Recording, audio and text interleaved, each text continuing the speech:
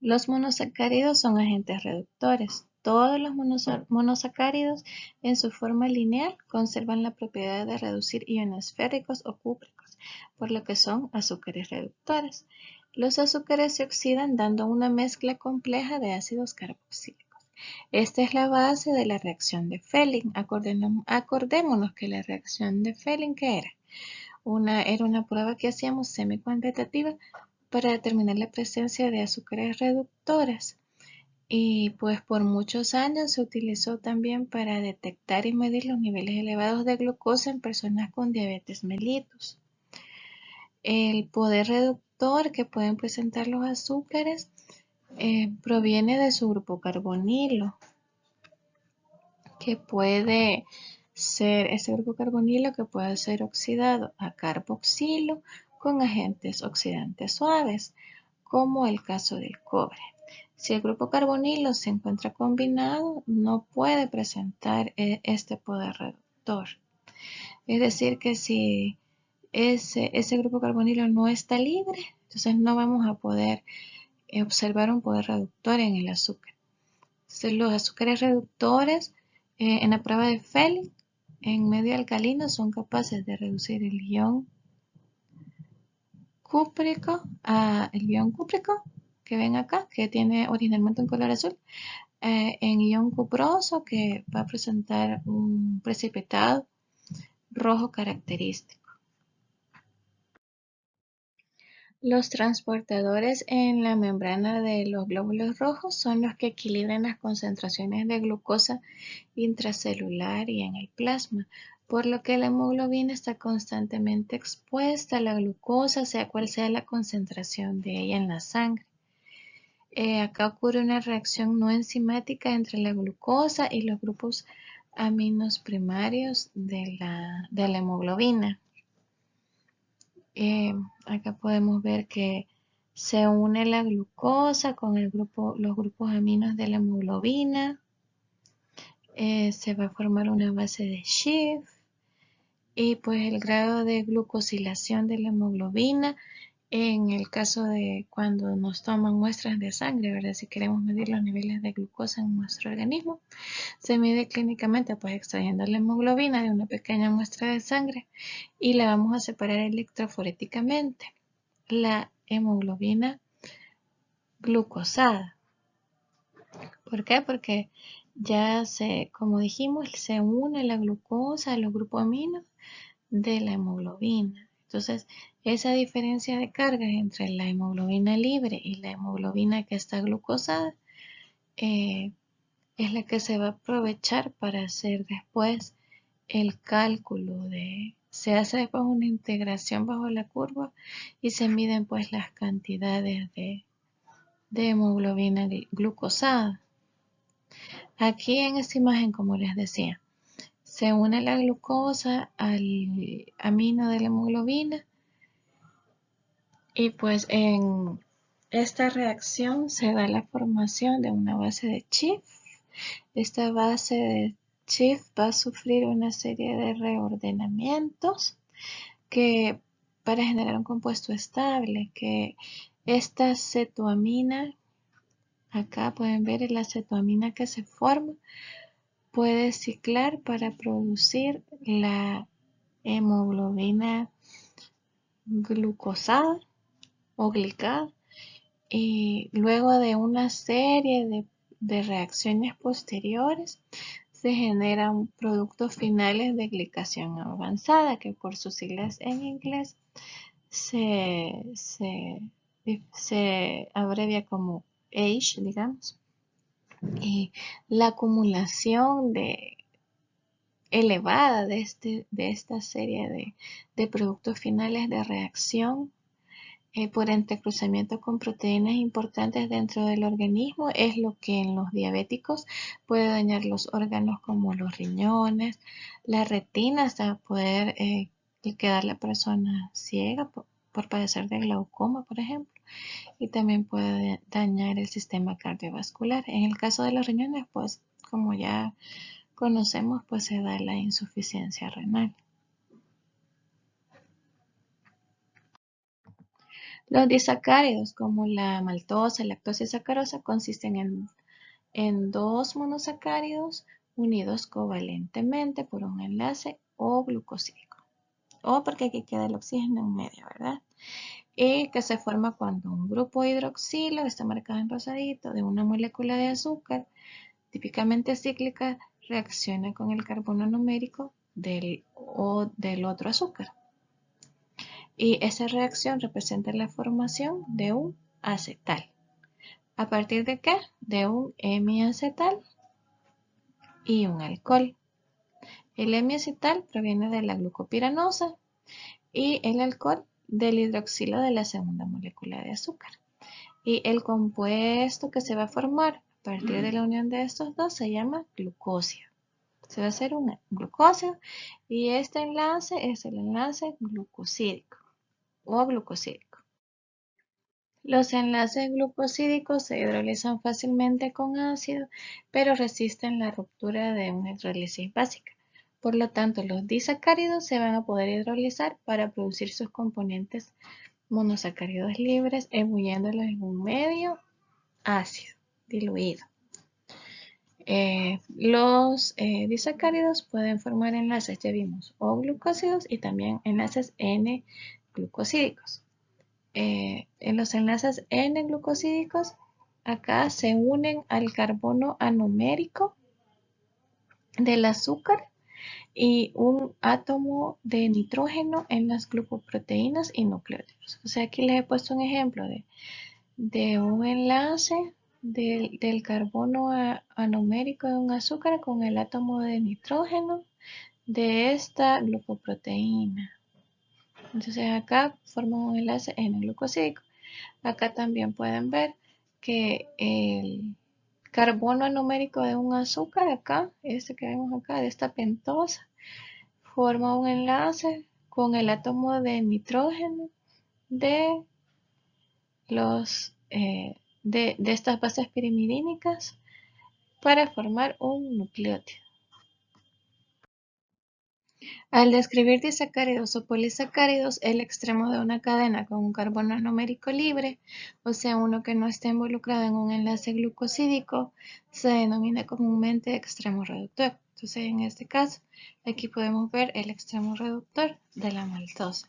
El disacárido maltosa, entonces, contiene dos residuos de D-glucosa, unidos por un enlace glucosídico entre el carbono 1, el carbono anomérico de una glucosa residuo y el carbono C4 de la siguiente glucosa. La maltosa entonces es un disacárido reductor porque mantiene el carbono anomérico libre, carbono 1 del residuo de glucosa a la derecha de esta figura que les estoy mostrando. Entonces, hay reglas para denominar los disacáridos reductores. O sea, aquí podemos ver que el nombre, digamos, común es maltosa, pero está la denominación alfa-D glucopiranosil 1,4-D glucopiranosa. Entonces, la regla es, primero colocamos si tiene conformación alfa o beta. Si luego colocamos el nombre del residuo no reductor. El residuo no reductor, que sería este, el de la izquierda, que es glucopiranosil, ¿verdad? ¿Por qué? Se le coloca el residuo no reductor con el infijo furano o pirano, dependiendo a qué nos estamos refiriendo. En este caso nos estamos refiriendo a una piranosa. Entonces, por eso queda alfa de glucopiranosil, piranosil, y entre paréntesis se colocan los dos átomos de carbono del enlace glucosídico unidos por una flecha. Entonces, los carbonos involucrados es el carbono 1 del primer azúcar con el carbono 4 del segundo azúcar. Entonces es 1, flechita 4. Cerramos paréntesis y luego colocamos el segundo residuo con infijo furano o pirano, dependiendo a qué nos estemos refiriendo. Entonces, como nos estamos refiriendo a otra glucopiranosa, entonces es D-glucopiranosa. Y para no colocar ese nombre tan largo, cuando nos estemos refiriendo más adelante a polisacáridos, que ya son de cadenas mucho más largas, entonces se han creado una serie de abreviaturas. Por ejemplo, si acá, ¿verdad? Ya habíamos dicho que serían dos moléculas de glucopiranosil y de glupopiranosa. Entonces, ¿cómo se abrevian? Como GLC. Cuando se refiere a una glucosa, si el disacárido está formado por dos monosacáridos de glucosa, entonces la abreviación de la glucosa es GLC. GLC, entre paréntesis, alfa 1,4, que son los enlaces de carbono involucrados en el enlace glucosídico. Cierro paréntesis y coloco la abreviatura del otro monosacárido, que es la glucosa, GLC. Si nos refiriéramos a la lactosa, entonces se abrevia como GAL, fucosa como FUC, manosa como MAN. Si nos referimos a la N-acetilglucosamina, es GLC-NAC, que ya lo habíamos visto en unas clases anteriores, cuando estábamos viendo ejemplo de enzimas reguladoras. El disacárido lactosa, que al hidrolizarlo produce de galactosa y de glucosa, se produce de forma natural en la leche. De hecho, la lactosa es la que le da ese sabor dulce a la leche. El carbono anomérico del residuo de glucosa en este azúcar está disponible para la oxidación y por lo tanto podemos decir que la lactosa es un disacárido reductor. En el caso de las personas que son intolerantes a la lactosa, pues no poseen la enzima lactasa, que es la que rompe este enlace glucosídico para formar las moléculas separadas de galactosa y de glucosa. Entonces ellos al no tener esa enzima, pues no pueden metabolizar, ¿verdad? La lactosa. Y así el azúcar siempre unido, sin hidrolizarlo, se va al intestino y ahí pues las bacterias ven su manjar, ¿verdad? Le llamo yo su comida lista para poder ellas alimentarse y pues al usar ellas la lactosa como tal, pues se produce mucho CO2 en los intestinos y es lo que genera inflamación pues del colon y una gran producción de gases.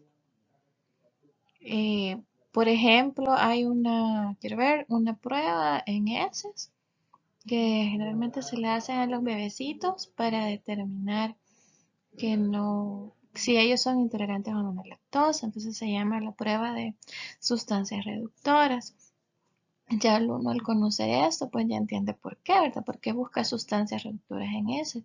Es porque buscas a la lactosa, que es un disacárido reductor, en las heces, porque como la persona no tiene la enzima lactasa para poderla hidrolizar, la lactosa sale como entró, siempre como un disacárido. Entonces vamos a encontrar ese azúcar reductor en las heces y así vamos a poder determinar si la persona es o no intolerante a la lactosa.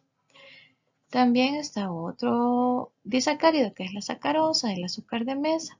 Este disacárido está compuesto por la glucosa y la fructosa. Y este disacárido lo podemos encontrar en las plantas, por ejemplo en la caña de azúcar, no así en los animales. A diferencia de la maltosa y la lactosa, la sacarosa no contiene ningún átomo de carbono numérico libre. Entonces, ¿qué quiere decir? Que este azúcar no va a ser un azúcar reductor y su estabilidad frente a la oxidación lo va a convertir en una molécula que va a ser bien adecuada para el almacenamiento y transporte de energía en las plantas. Acá les he puesto otro ejemplo que es la trealosa, que es un disacárido de D-glucosa, que como la sacarosa tampoco es un azúcar reductor y es el constituyente principal del fluido circulante, o sea, la hemolinfa en los insectos, que a ellos les sirve como un depósito de energía. Entonces aquí pueden ver lo interesante pues de conocer cómo diferenciar entre un azúcar reductor o no, la importancia, ¿verdad? También en el ser humano, en las pruebas clínicas que se hacen y también saber cuál es su función en las plantas y en los insectos y en otros tipos de animales. Acá en esta diapo, para culminar con lo que son monosacáridos y disacáridos, pues les tengo un pequeño quiz. No es evaluado, se los coloco para que ustedes comprueben los conocimientos adquiridos luego de repasar las clases y colocan si ah, ah, estos enunciados son falsos o verdaderos. Los monosacáridos suelen proveer varios carbonos quirales y por ello diversas formas estereoquímicas, falso o verdadero. Un grupo hidroxilo de un monosacárido puede reaccionar con el carbono numérico de un segundo monosacárido para formar un acetal llamado glucósido, falso o verdadero. Y aquí otra preguntita, pues los monosacáridos se caracterizan por A. Responden a la fórmula empírica CXH2OY. Pertenecen mayoritariamente a la conformación L. Son aldehídos y o cetonos polihidroxilados. Pueden adoptar una estructura cíclica mediante la formación de un enlace hemiacetal entre los hidroxilos del C1 y el C6. Ustedes elegirán la respuesta correcta, pues luego de haber estudiado la clase a detenimiento. El sabor dulce es detectado por receptores de proteínas en las membranas plasmáticas de las células gustativas, en las papilas gustativas de la superficie de la lengua. Como sabemos, existe el sabor ácido, salado, amargo, dulce y umami, que es el que otorga el glutamato monosódico. En este caso, como estamos hablando de azúcares, nos vamos a referir al sabor dulce. En los humanos hay dos genes estrechamente relacionados, el TIR1R2 y el TIR1R3, que codifican receptores del dulzor. Cuando una molécula con una estructura compatible se une a estos receptores en el dominio extracelular de una célula gustativa, se van a desencadenar una serie de eventos en la célula que conducen a que se emite una señal eléctrica al cerebro y podamos nosotros detectar, el cerebro lo interprete como dulce. En este caso podemos ver que los edulcorantes como el neotame, el itame, aspartame, la sucralosa, se unen solo a una por eso se ve esta flechita, ¿ves? Se unen solo a una de las dos subunidades del receptor. En cambio, los azúcares como la glucosa, la sucrosa, la fructosa se unen a los dos receptores, por eso se ven estas dos flechitas acá, a las dos subunidades del receptor, mejor dicho. Hay varios productos naturales que son extraordinariamente dulces, como son los estebiócidos. Aquí podemos ver la hojita de la stevia, que es un derivado los estebiócidos son un derivado, mejor dicho, del azúcar aislado de estas hojitas de stevia rebaudiana. Y este es pues cientos de veces mucho más dulce que la cantidad equivalente de azúcar de mesa o sacarosa. Entonces aquí podemos ver que cuando llegan estas sustancias, ya sean los azúcares o los edulcorantes, el receptor, estos se van a cerrar y se va a enviar la señal al cerebro y ahí la vamos a interpretar como.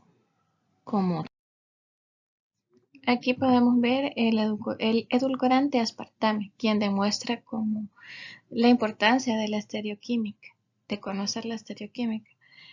Según este sencillo modelo de unión del receptor de dulzura, pues la unión implica tres sitios, el sitio H, el B y el X. Entonces, el sitio H contiene un grupo alcoholoamina que puede formar un enlace de hidrógeno con una carga negativa parcial, como puede ser el oxígeno carbonilo en la molécula de este edulcorante. El ácido carboxílico del aspartame contiene este oxígeno que se va a unir a este receptor HA. En cambio, en el sitio B, Este sitio contiene un grupo con un oxígeno que está parcialmente negativo, disponible para formar puentes de hidrógeno con algunos átomos que sean parcialmente positivos en la molécula del edulcorante. En este caso, el grupo amino del aspartame. En cambio, el sitio X está orientado perpendicularmente a otros dos grupos y es capaz de interactuar con una bolsa, esta bolsita que se ve aquí, bolsa hidrofóbica en la molécula del edulcorante, como es el anillo de benceno del aspartame. Entonces, cuando este emparejamiento estérico es correcto, ven que aquí todo ha ido, como quien dice, casando en la posición correcta. Se da este emparejamiento como en la figura que ven en la izquierda. Entonces el receptor dulce es estimulado y la señal dulce pues va a llegar al cerebro. En cambio, cuando la coincidencia no es correcta, como en la derecha, el receptor dulce no se va a estimular y en este caso pues se va a sentir lo contrario, que es la amargura. Entonces este receptor ha sido estimulado por el estereoisómero equivocado del aspartame. Entonces ahí podemos ver la importancia de conocer la estereoquímica en la biología. Hasta aquí esta clase. Vamos a visualizar la siguiente, donde vamos a hablar de polisacáridos. Cualquier consulta, ahí les coloco mi correo electrónico. Gracias.